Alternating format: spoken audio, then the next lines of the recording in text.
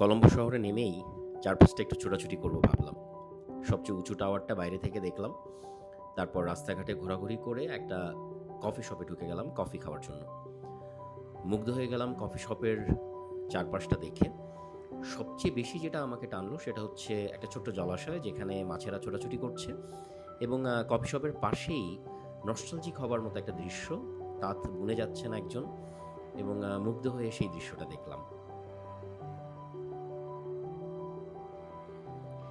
একটু খেয়ে নেওয়া হলো। খুব মনে ধরল না খাবার। কিন্তু যা পেলাম সেখান থেকে অর্ডার করে পাশেই থাকা একটা গিফট শপে ঢুকে গেলাম এবং এই গিফট শপটি মূলত কাঠের পুতুল থেকে শুরু করে কাপড় থেকে শুরু করে অনেক কিছু এখানে পাওয়া যাচ্ছে। ম্যাগনেট, সুভেনির নানান রকম। সবকিছুতেই শ্রীলঙ্কার যে কালচার, যে সংস্কৃতি সেটার একটা ছাপ স্পষ্ট বোঝা যায়। ওখান থেকে বের হয়ে যেহেতু ছুটতে হবে, চলে গেলাম শ্রীলঙ্কার সবচেয়ে বড় যে কয়টা মল তার মধ্যে একটি দ্য গল ফেস মল অথবা গ্যালে ফেস মল অনেকে বলে।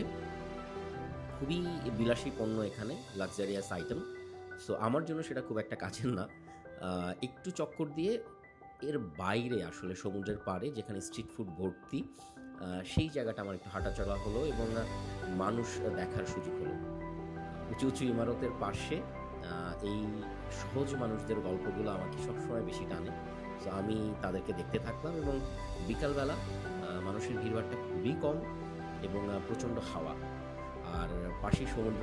সমুদ্র সৈকতে হাঁটার যে আনন্দ সেটা আসলে এক ধরনের অপার্থিব আনন্দ। দেখছিলাম সমুদ্রের ঢেউ খুবই শান্ত, ধীর, স্থির, একদমই উত্তাল না। বিকালবেলা হাওয়ার যেই নাচন সেটাও টের পাওয়া যাচ্ছিল। চারপাশটা একটু চোখ বুলিয়ে নিচ্ছিলাম।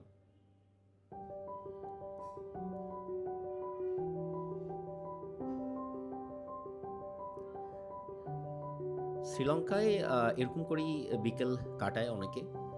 স্ট্রিট ফুড থাকে সেগুলো খায়, একটু চুপচাপ বসে থাকে, অনেকে পড়াশোনা করে, অনেকে গল্পগুজব করে। তো এই হচ্ছে কলম্বোর গালফ এক্সেস মলের সামনের একটা বিকালবেলা। এইদিকে পেছনে আপনি দেখবেন স্ট্রিট ফুড পাওয়া যাচ্ছে। ওখান থেকে শ্রীলঙ্কার স্ট্রিট ফুড আপনারা যদি কেউ সেই স্বাদ নিতে চান সেটাও নিতে পারবেন। এখানে কনসার্ট হয়, এই মুহূর্তে আমি দেখলাম যে একটা আয়োজন চলছে। সো খুবই হ্যাপিনিং এবং আবারও বলছি যে বিকালবেলাটা খুবই এই সমুদ্রের উত্তাল ঢেউ এবং বাতাসের সাথে কাটিয়ে দেয়া।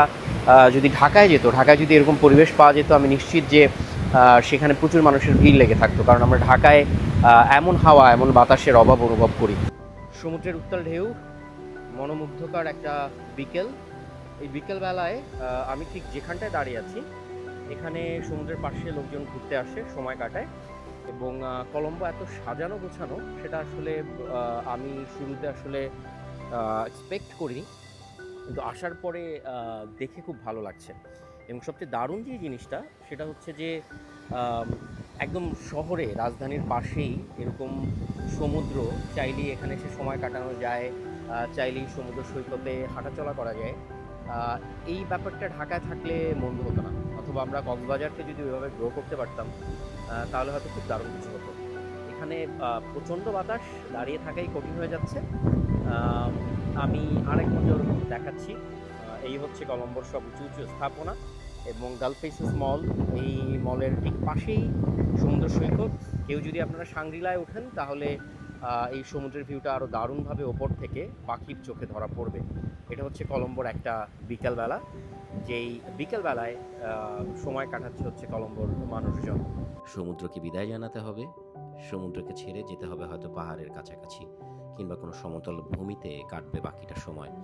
সো বিদায় জানাচ্ছিলাম এই বিকালবেলাটাকে, কিন্তু কেন জানি মন টানছিল না। মনে হচ্ছিল এখানেই থেকে যাই, যতক্ষণ সময় থাকা যায় সমুদ্রের ঢেউয়ের সাথে। এই সমুদ্রের ঢেউগুলোর তীরে আছড়ে পড়ার যে আওয়াজ, সেই আওয়াজ শুনতে শুনতে সমুদ্র এবং আকাশের মিলে যাওয়া এলোমেলোমি দেখতে দেখতে যতক্ষণ সময় থাকা যায় ততক্ষণ যেন আমি থাকতে পারি এখানটায়।